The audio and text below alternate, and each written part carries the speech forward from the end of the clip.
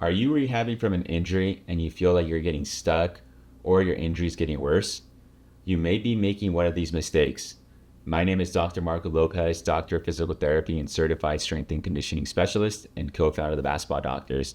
In today's video, we're going to talk about the top 5 biggest mistakes basketball players make when they're returning to playing basketball from their injury.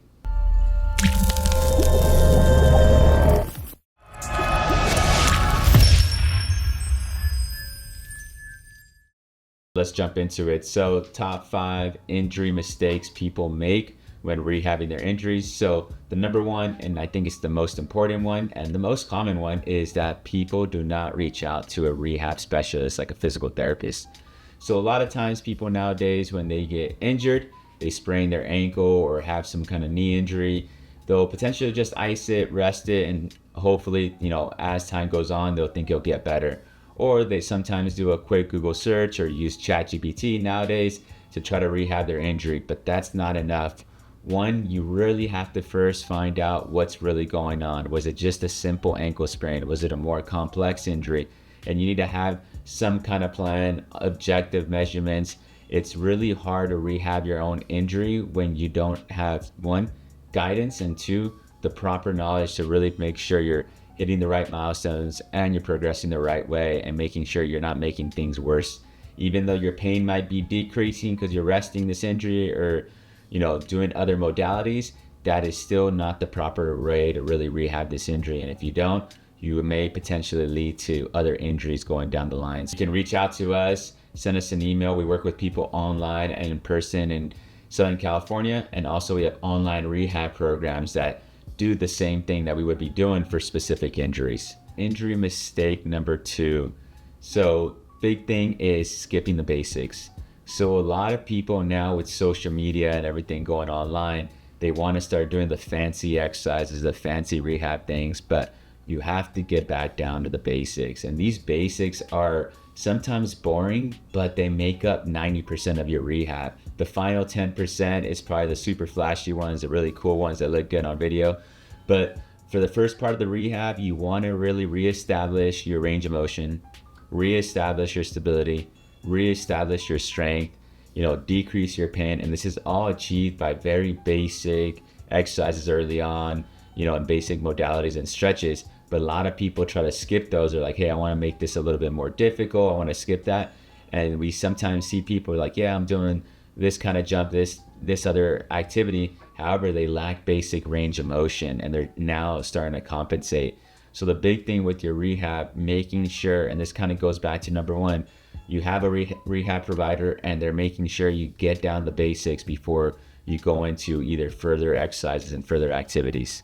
Injury mistake number 3 is progressing too quickly and not having a progressive plan.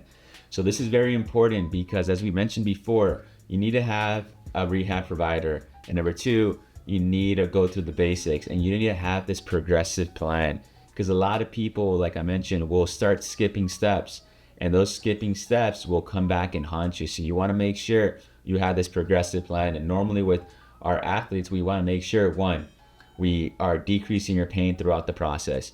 2, we're improving your functionality. So 1, let's regain that range of motion like we mentioned before. Let's get the basic motion.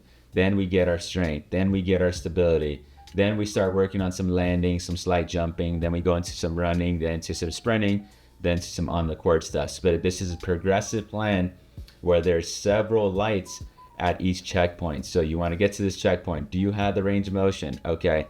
He has the range of motion, then we can go into strength. But we want to make sure we're progressively increasing the demand on that injury that we have, that we're recovering from, slowly, so you could tolerate more and more, as opposed to like one day, you're doing range of motion, the next day you're doing some jumping. So you want to make sure just progressing step by step in a linear fashion to make sure your safety and proper recovery. This leads us to number 4. So this one's a little trickier because this one is rehabbing that specific injury area. So a lot of people just rehab their ankle.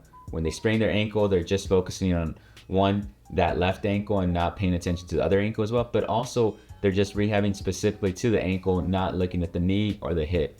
because what happens, it's going to lead to some issues up the chain. So we want to really address the entire lower extremity. So normally I have people, sometimes we're doing hip exercises for their ankle sprain. They're like, hey, this is not just the ankle, but there's a whole thing that plays in a role with the ankle. Your hips are playing a role, everything's playing a role. So you want to really focus on the entire lower body when you're rehabbing your injuries.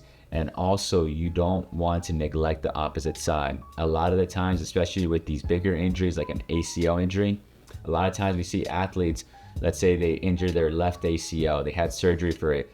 They start doing a lot of exercises on their left leg and ignore the right side. So the right side then becomes weaker. So you want to make sure you're balancing out, you're addressing the whole lower body, and you're not pigeon-toeing just to that injured area. Address the whole lower body, and it's going to make a huge difference when it comes to your rehab. The last mistake is, and this is kind of very equally important as all of them, is no return to play protocol. So the way I describe it is, the return to play is you want to make sure as you're rehabbing from your injury, you're pain-free. You want to have this return to play checklist. For an ACL, there's several hop tests, there's different cuttings, there's different strength tests. And for every injury, there's different types of these tests to make sure you're properly able to get back onto the court. But that's just the first step. While you're doing these return to play tests, you're also starting to do some small-sided games. You're doing some one-on-ones, some two-on-twos, some three-on-threes, and you're also doing your rehab where it's all planned first, meaning like you're going through several movements on the court, planned. Then you go into some unplanned, meaning you have a defender in there. So you think you're gonna go one way, but the defender's gonna stop you from that, so you have to go and switch off to the opposite. So it's gonna involve some decision making, and that's also that you need to involve in your rehab, so it's not all planned. You wanna be able to react to these chaotic environments.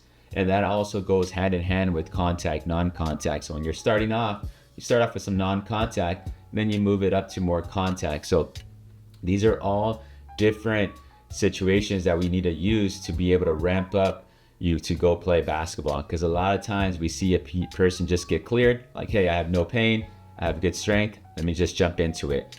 And that just leads to re-injury.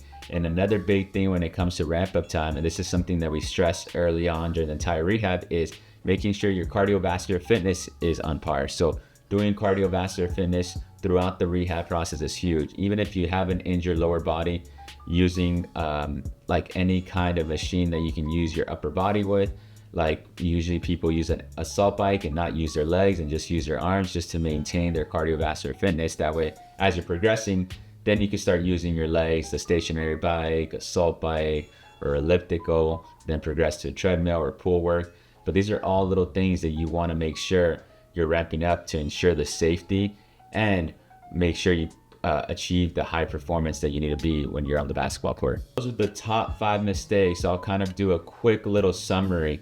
So the first one is finding a rehab provider. Don't just do it by yourself. Number 2, don't skip the basics. Get the foundation down. A lot of people want to do the fancy stuff. Just get the basics first.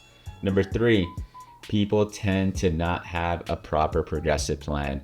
So they progress too quickly. They just don't have a plan in nature. Number 4, the big thing with this is don't focus just on the injury. Focus on the entire body, making sure you address both sides, up the chain, and everything like that. Number 5, equally as important, is making sure you have a return to play protocol, or at least a schedule. And these are the top mistakes that we see often with our players, and you have to address them in order to avoid any setbacks and ensure proper safety and return to performance when you're going back onto the court. If you guys have any questions regarding rehab, injuries, or if you guys want to work with us, send us an email. We work with people online and in person in Southern California. We also have online rehab programs for certain injuries, which are great. They show you through the step-by-step to get back into return to play. But if you like this video, hit the like button, share this with friends and family, subscribe to our channel, and we are the Basketball Doctors. Let's ball for life.